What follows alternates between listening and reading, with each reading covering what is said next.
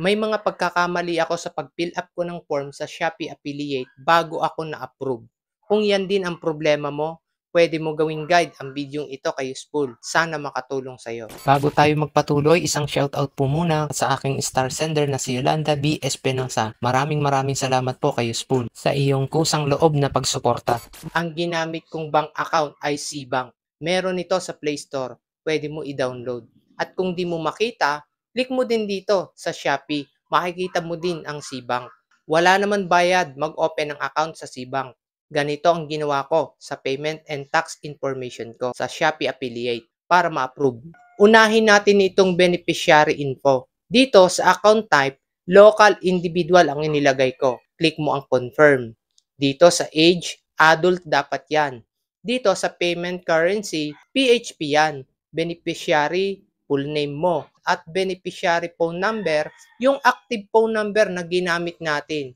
Double check mo lang para sigurado sa mga details na ilalagay mo.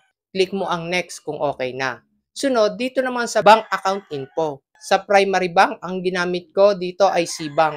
Inilagay ko dito sa screen kay Useful ang bank name, branch name, bank address. Dito sa bank account name, syempre, name mo na ang ilalagay mo dyan at bank account number. Dito sa proof of bank account ownership, dito ko ini-upload ang picture ng screenshot ko ng Cbank. Itong secondary bank account, hindi ko na nilagyan yan. Dito naman sa tax info. Dito sa BIR registered, click lang natin ang no. Beneficiary permanent address, yung kumpletong address mo dito.